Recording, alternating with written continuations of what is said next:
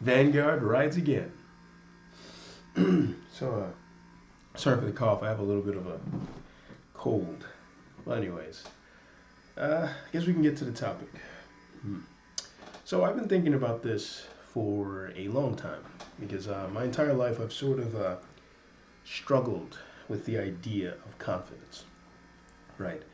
And you know, when you're on the internet and you see like say let's say self help things, and even like you'll see like a lot of red pill stuff. They'll kind of like try and teach you these tips on how to manufacture confidence, how to be more confident, how to be more assertive. There will be like daily rituals to make yourself more confident, that kind of thing. And I started to realize at the past few jobs I've had and in different social interactions that whenever I was quote unquote confident, I was never feeling confident. You know what I mean? Like there was never a feeling of confidence. There was never a thought of how to be confident in this situation or what is a confident action. Instead, I just felt comfortable. I felt comfortable in that situation or comfortable with what I was saying or doing, or in that point in my life, I was just very comfortable with the state of things, that kind of thing. And then, it dawned on me that confidence is not key. That it's not about confidence at all. And that what most people think is confidence is just you being comfortable with your surroundings, or many times it's a false showing of confidence. It's going the extra mile to appear to be something that you're not. And while some people may fall for it, they'll look at you and they'll think, oh, that guy's confident or that guy's alpha. Some people can sniff right through it. I am one of those people. like, like I'd meet people who are supposedly so confident, and I'm looking at them and the way they're behaving, and I'm just thinking in my head, I'm like, yeah, this guy's a mess. I'm just like, this guy is probably the least confident person in this room, but because he acts so like braggadocious and like such a force of nature, everyone thinks he's so confident. It's like, no, he's in a state of turmoil, and he's constantly battling himself and the people around him, and that's why he behaves that way.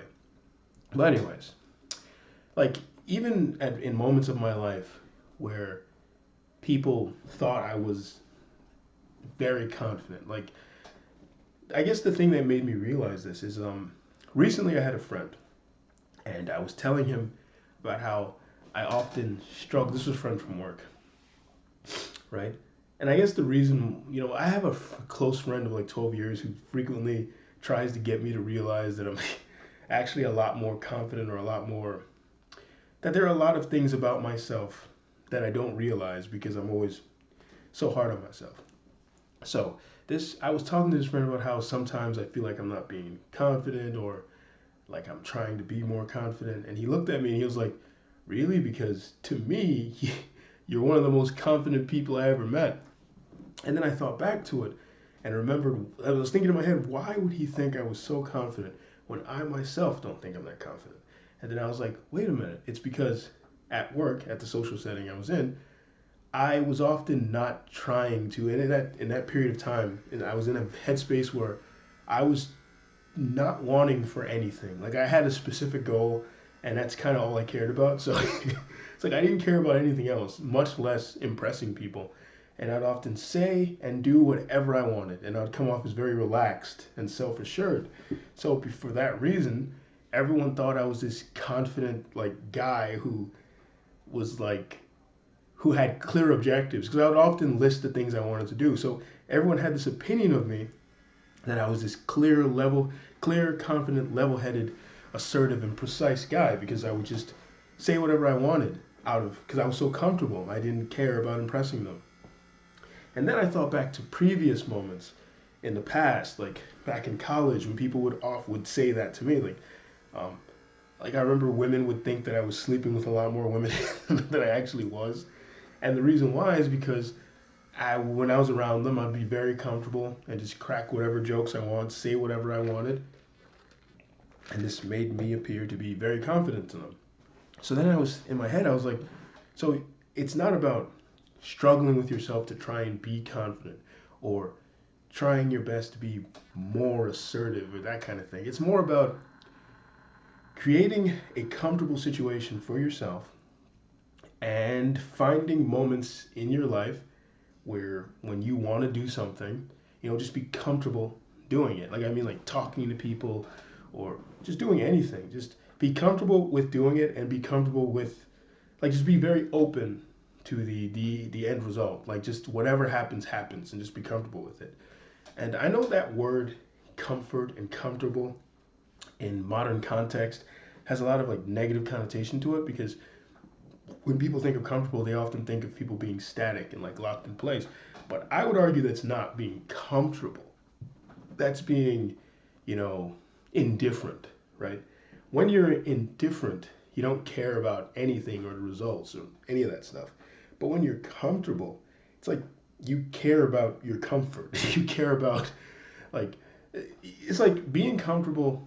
You can have goals, but you care about how you reach them. Like, you care about preserving your sense of sanity and self. So, like, I mean, I guess I'll try and think of an example of this, right? You know, indifferent to your surroundings and just the results of things would be, just like sitting there taking drugs all day on your couch and you're just withering away into nothing. Like, you don't give a fuck about your health or anything like that. But when you're comfortable, right? You sit down, you watch a game, you pop open a beer, you're making yourself comfortable, you put your leg up, but it's like you're not doing anything to actively harm yourself, although you'd say beer is harming yourself, right?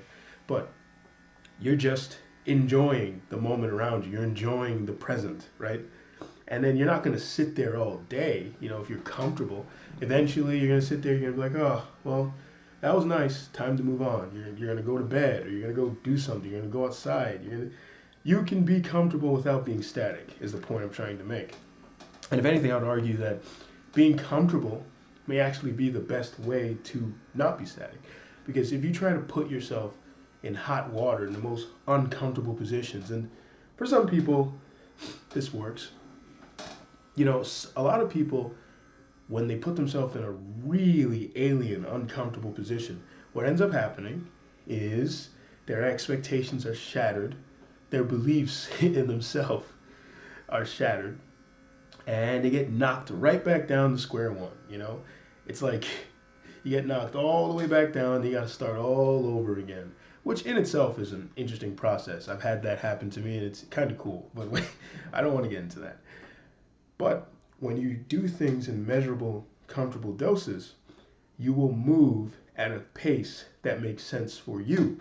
And then you will ultimately reach your end goal. It's not about thinking about the goal, it's about making the journey an enjoyable one. So, again, this is why I would say confidence is not key.